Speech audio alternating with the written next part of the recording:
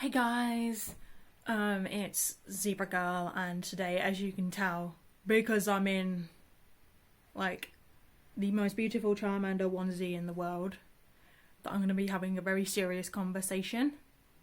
Well, obvious, but... I mean, if you could take me seriously in this, it would be cool, but obviously not, but that's fine. Okay. This is going to come off a bit weird to a few people, but, I've recently, because my sleeping pattern isn't the best at the moment, that's why I'm recording the video at nearly 12 at night.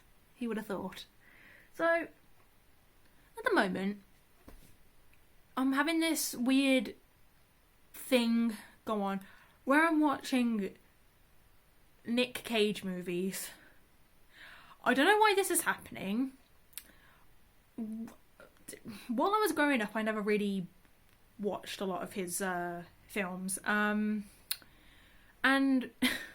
recently, for some unspecified, unexplained reason, I'm watching films with him in it, and it's like this. It's become like a daily routine at this point that I'm trying to find a movie with him in it to watch. It's kind of strange, really. It's like some kind of weird obsession, but not at the same time. So, I guess I can thank Elvis the Alien for these suggestions, apart from one. So, the movie that I watched for the first time a while back was Colour Out of Space, and I thought that movie was fantastic. I thought it was really good. The actors and actresses that played the characters were really, really good. And obviously Nick Cage did a fantastic job being the dad. It was really good. And I also watched Willy's Wonderland, I don't know if I want to call it a knockoff of Five Nights at Freddy's, but it was their own thing. But it was odd. It was different. Let's just say that. I actually did like the film, considering how bad cheesy it was, and somewhat violent at the same time. It's kind of funny at the fact that Nick Cage has no speaking lines during it either.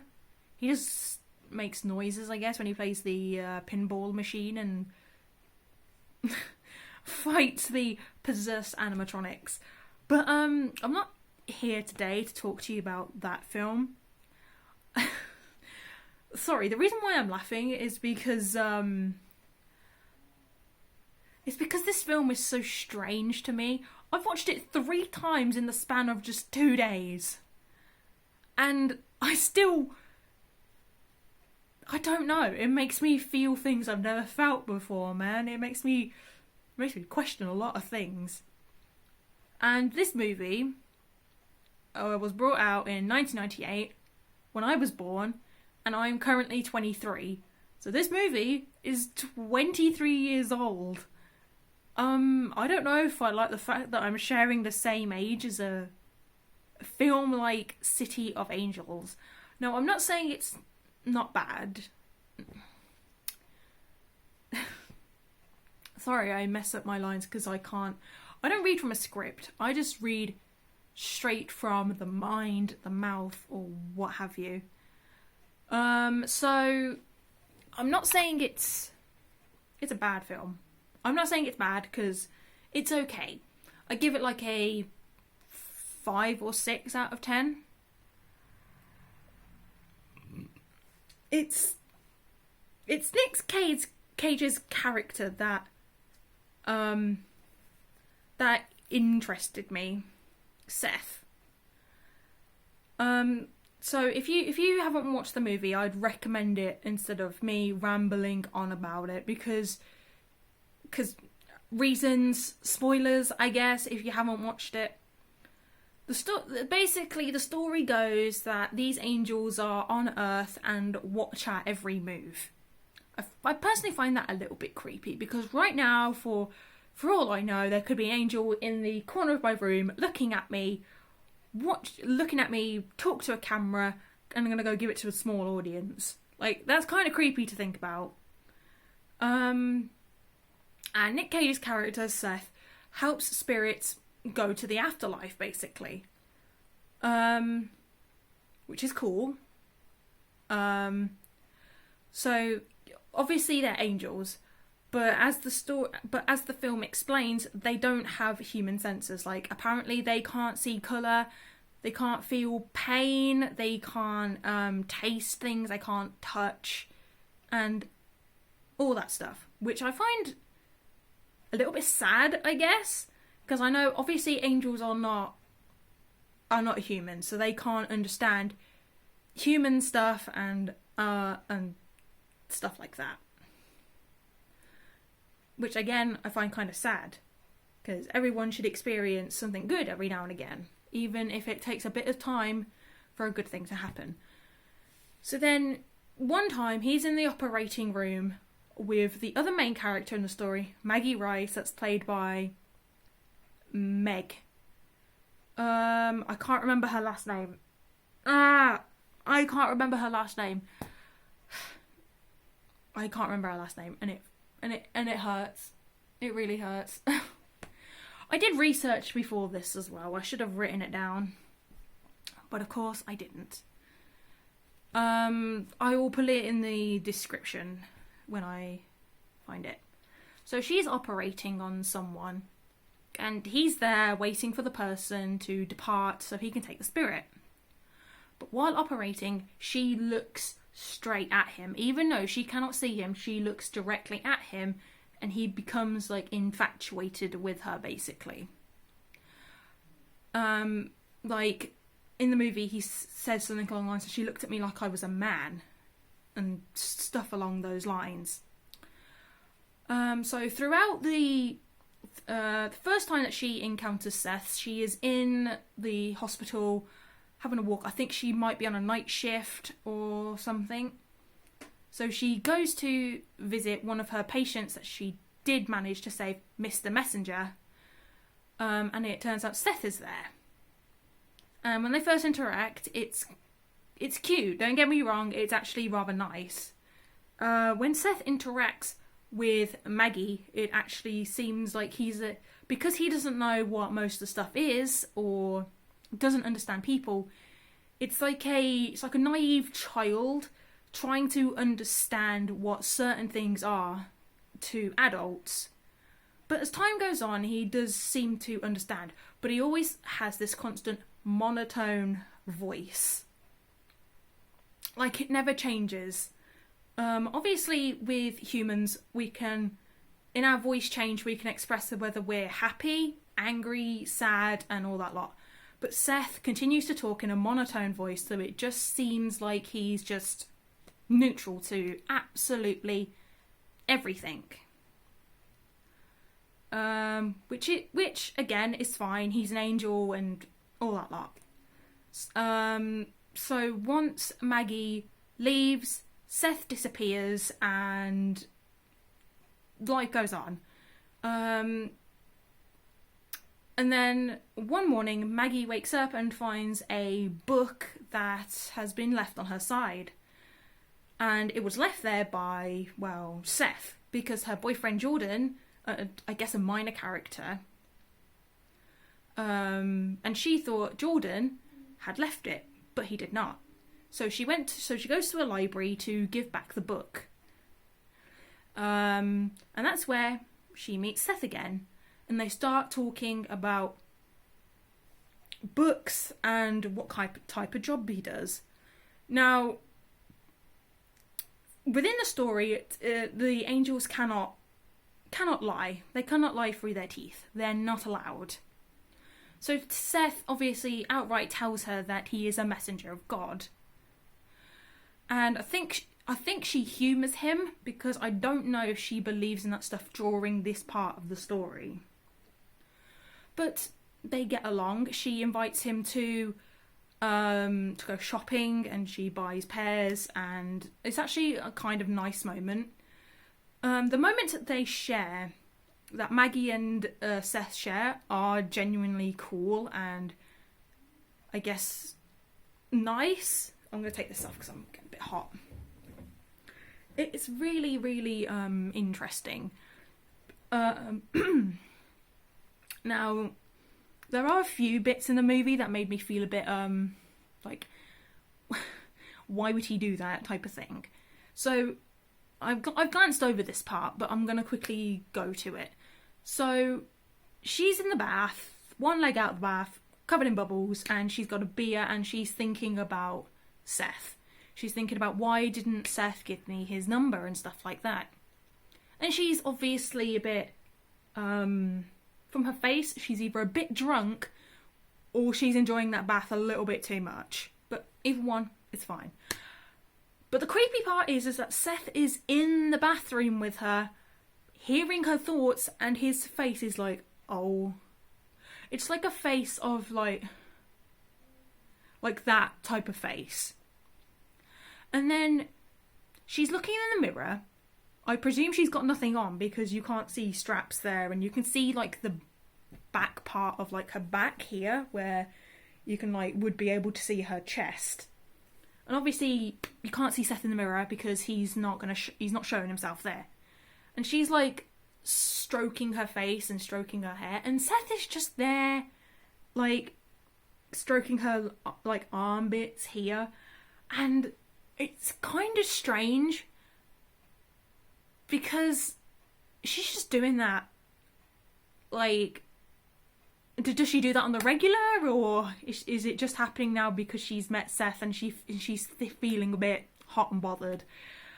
I don't know. It's strange. Right.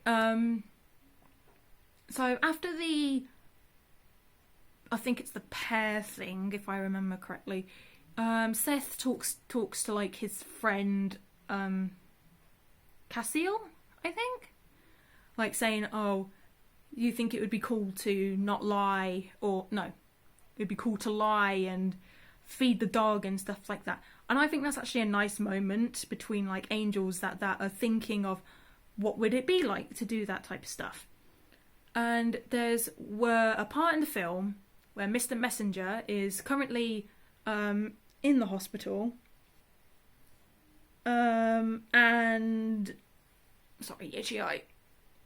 And Maggie comes in because he's like alive and breathing, but he can't breathe because of like the tube in his mouth, so she rescues him and stuff. And they have a nice conversation, and then once she leaves, what happens after that? I'm sorry that I can't remember specific moments. My memory is like a sieve without the civvy bit. So within the movie, Mr. Messenger is going through the TV, and out of the blue he says something along the lines of, "I know you're there, but I can't see you." And that's when Seth reveals himself to Mr. Messenger.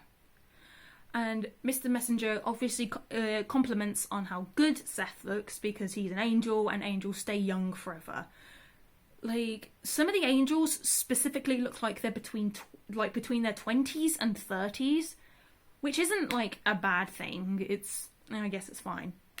So Mr. Messenger and Seth start talking, and Seth's wondering, how does he know that he is there?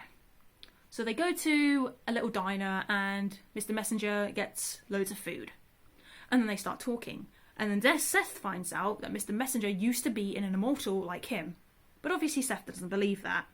So Mr. Messenger gives him obvious points that he was immortal.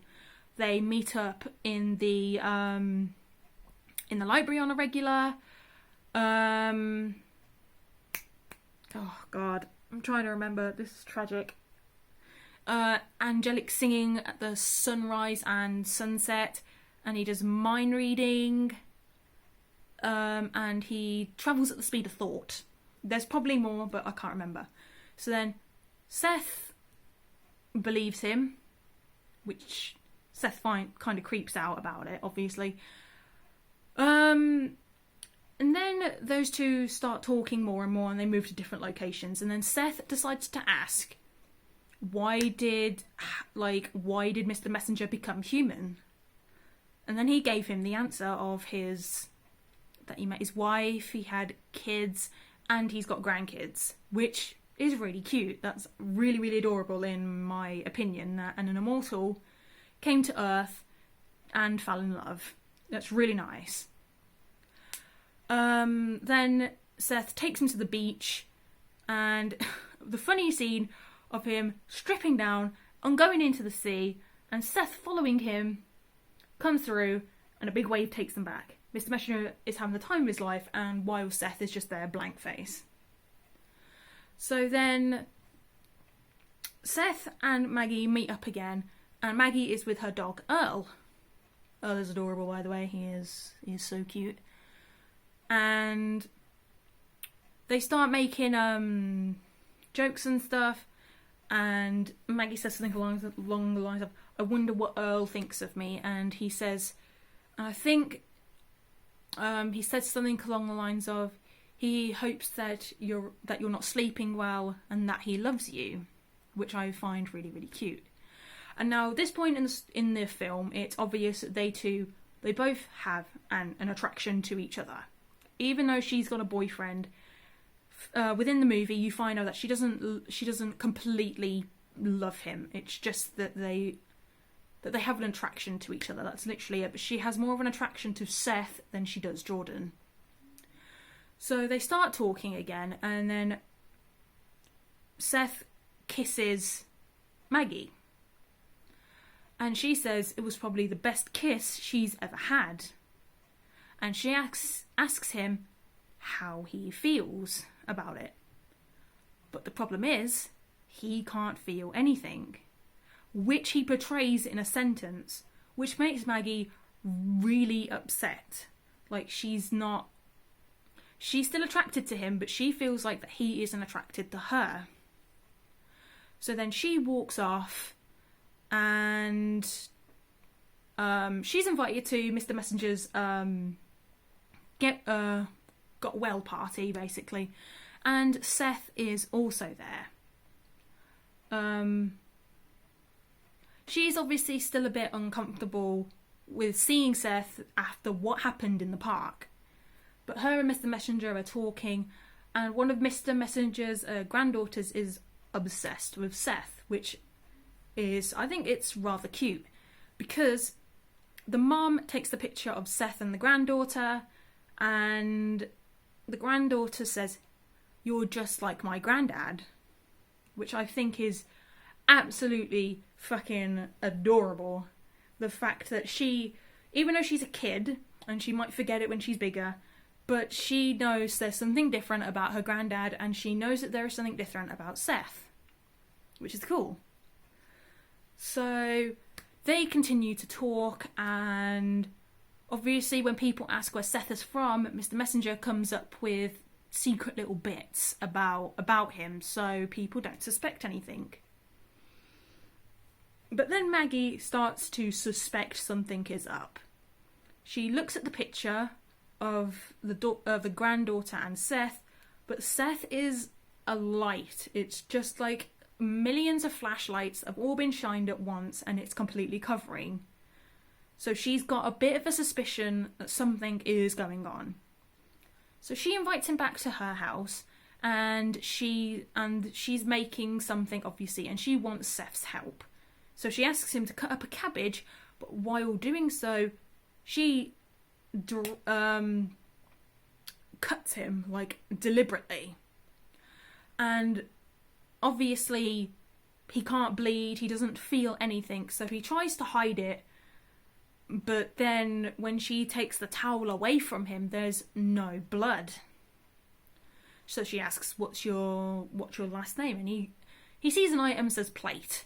Like, it's a joke, but it obviously makes Maggie distressed that she is in love with a supernatural being, and she tells Seth to go away, which I think bothers him in some degree, but he does as she wants and goes. So, and then throughout the night or days or however long this is, Seth doesn't visit her.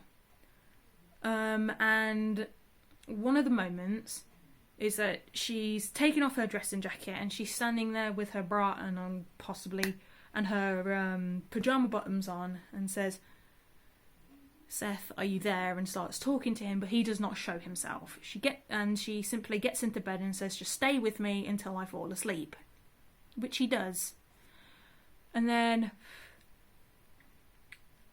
she arrives at the hospital and helps a baby that isn't breathing right. And then she's in the changing room, and then Jordan comes in and asks her to marry her. And she doesn't know how to react to this, but he does say, "Just tell me when you're ready." So she goes to the library to seek out Seth, which she does. The first thing that she says to him is that "you are so beautiful," which is true. Angels probably are extremely beautiful, or because if we saw them for what they really are, our brains would probably turn into mush, but who knows. So she explains to him that Jordan has asked her to marry him, and Seth comes out with, "But you don't love him." And she's like, "Yes, but me and him are the same." And what she means by that is that her and Jordan are human. So she's saying that her relationship with Seth can't work because he's an angel. And I can agree with her on that. If an angel somehow did fall in love with a human, and if it was in the situation that Seth is, that they have no senses, they can't feel touch and all that lot, and they act monotone and everything, you're not going to get much out of that relationship. So Maggie tells him that she cannot see him again. So she leaves and goes to the cabin to what Seth thinks is to be with Jordan. But then Seth, taking Mr. Messenger's advice of doing the dive to become human, is what he does. He jumps off of a skyscraper, and when he wakes up, he says that he can see colour, he can feel the pain that he felt when he landed, that he is bleeding, and that he is bruised. And he is absolutely ecstatic. So he can't get a ride to where they're going. He gets mugged, which kind of sucks. And then eventually he gets on a truck that takes him to where she is, to where Maggie is. And he arrives hurting and absolutely soaked through with rainwater. And Maggie sees this. She sees that he's got blood, that he is cut and everything. So she lies him down and basically helps him. And that is when we get to a kind of a scene that the acting is so good that it kind of creeps me out, because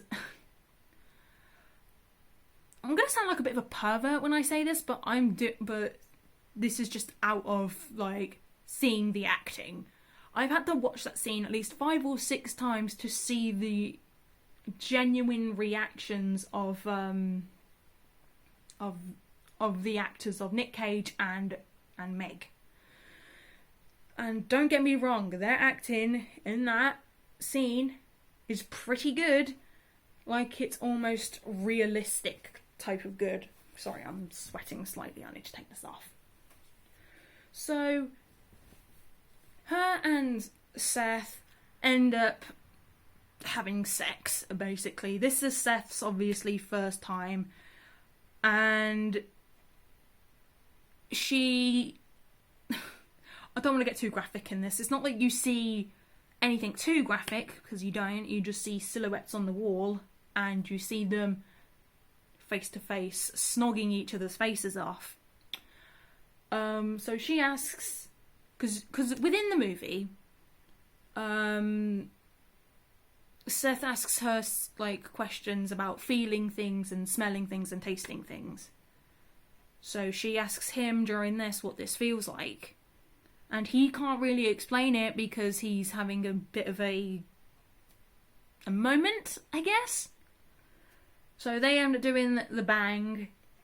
And obviously they're both extremely happy. Maggie wants to show Seth the world, and he would happily do that with her, because during the scene she says that they're like two pieces of a puzzle that are fitting together perfectly, which I do find find rather cute. So while he's in the shower, which is extremely hot and you can hear him shouting because it's hot, she goes to the store and decides to buy some stuff for breakfast. And he comes out of the shower and sees that she's fixed stuff up and he's waiting for her. But then the scene that made me question everything pops up.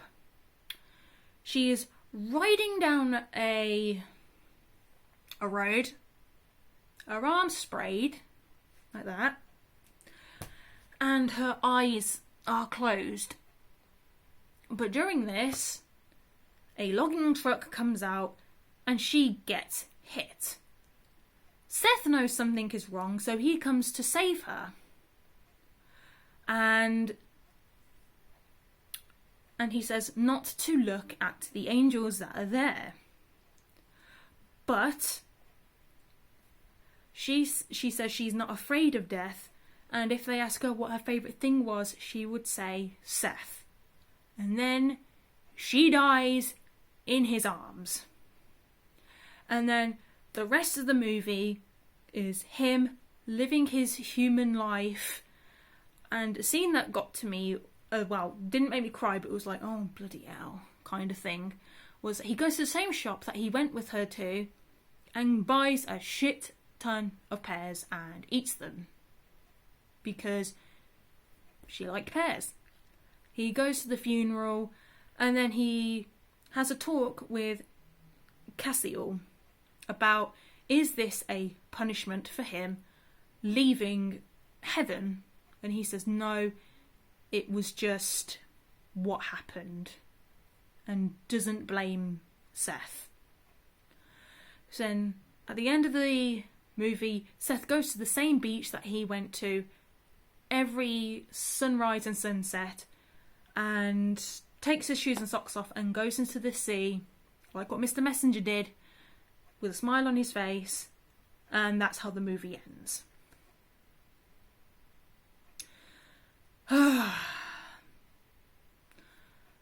Now, this movie is okay in my opinion. I give it at least 5 or 6 out of 10.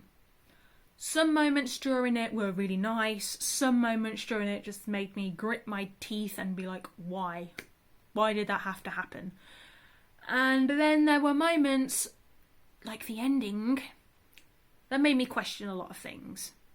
Now, this movie is based off of a movie that was made in Germany. It's got the same premise, but the ending is different. The ending is that the angel and the woman that he falls in love with meet at the bar and they end up falling in love. End of the story, which is perfect to leave on. But in this one, they killed her. Why? Why would you kill her? Personally, in my opinion, her making breakfast would have been the perfect stopping point. You see him having a shower, for example, and you see her move off screen, and the technique that they use when they're like zooming out of a cabin that shows the woods and the lake, and it could have ended there. It could have ended there, and we could have just assumed that they lived happily ever after. They could have had kids and stuff like that, but no. They had to go and kill her off, which sucks big time. Now, another thingamajig that I've seen other reviewers say that they could have done a sequel to this film, which they could have. Like, in my opinion, if they had made a sequel, I'd say that Seth is now a couple of years older. Say if he's 25 when he meets Maggie, he could say he's like 32 or 33, so he's aged up a bit. And he ends up running into a woman that looks exactly like Maggie, but say has the same hair but different eye colour and has a different style and stuff like that, and she say works at, I don't know, a coffee shop, and she's got a bit of a different attitude. But Seth can't come to terms that she is not Maggie. So say he contacts his friend Cassiel and is like, this has to be Maggie and stuff like that. But Cassiel will tell him that no, this is not Maggie, this is someone different, and Maggie is up in heaven with everybody else. But Seth denies this. So he goes to meet her, and they do have an attraction to each other. So this woman is, say, coming on the brinks of 30, so she's between 27 and 30. So they meet up, and he accidentally keeps calling her the wrong name. He keeps saying Maggie when in fact her name is like Matilda or Madeline or something close to Maggie. And then he learns that, say, she doesn't like pears, and yet he's like, what? You don't like pears? I thought you absolutely loved them. And she's along the lines of, no, I don't like pears, I like apples and other stuff. And she prefers to, and she doesn't want to be a surgeon, like what Maggie was, but she wants to become, say, a manager of either a coffee shop, or she wants to start her own business or something along those lines. And then she starts seeing a pattern with Seth. She comes to the she watches him from afar when he goes to visit Maggie's grave. And then the woman that looks like Maggie goes to the grave and see that she looks like Maggie. So she comes to the conclusion that he thinks that she is Maggie but is different. So she agrees to meet Seth at the beach that he took a swim in and that Mr. Messenger took a swim in, and which they do. But when he gets there, she starts to talk to him and explains to him that she is not Maggie. Her name is, I'm going to say, Madeline. So she explains that she is Madeline. She's got a different birthday to Maggie. She was born, say, a few years after Maggie. She explains that her mom and dad are these people, not these people, that she has brothers and sisters, and that she couldn't be a surgeon because she's got a shaky hand and stuff along those lines. And she specifically says that she is not Maggie. And if he continues the way that he is, they cannot continue being friends. So she begins to tear up and leave, but she turns around to him and says, once you know I'm not Maggie, come and see me again. So then Seth starts finally accepting the fact that Madeline is in fact not Maggie. She looks like Maggie, she's got the same hair colour, possibly different eyes, different style. She looks like her, but is not Maggie. He comes to the term and goes to see Madeline again. And he does apologise for thinking that she was Maggie. And she accepts the apology. They start to hang out more, and eventually it does turn into love. He learns to love again, even though he can't completely get over Maggie, which Madeline is fine with. He explains that basically that Maggie was his first love and he doesn't ever want to forget her. And Madeline is fine with that. She says we can visit her grave whenever you want, and if you want to, we can do some of the same activities that you used to do with her. And then a few years go by, they get married, and they have a few kids. They have a son and a daughter. And at the end of the film, Madeline ends up giving birth to a little girl with beautiful blonde hair, and Seth asks if we could name her Maggie. At first, Madeline doesn't agree with it because he might be trying to force something into the child that isn't there. But at the end, she agrees that we can call her Maggie, but when she is older, she would like her nickname to say be Meg or something different. So at the end, he does get a version of Maggie, but isn't Maggie altogether. I'm sorry, this video is extremely long. So, like I said, I give City of Angels a 5 or 6 out of 10. The performances were good. Some performances weren't good. Some were cringy, and some of them were just like, what the fuck am I watching? I hope you guys enjoyed this long video of a review, I guess, and the idea of a sequel, but obviously the sequel's never going to happen, unfortunately. But I hope you guys enjoyed. The next Nick Cage film I plan on watching is Mandy. If you guys want me to, I will do a review of this. Of it if you want me to. Again, sorry for the long video, but I'm gonna try and do more videos, I guess. So again, I hope you guys enjoyed. I won't be doing videos for the next couple of days because I'm going on holiday with my family. So I might do a few videos while I'm at the beach, but I usually don't vlog or whatever when I'm with my family. So, but anyway, I hope you guys enjoyed this somewhat extremely long video. And Zebra Girl out. Bye!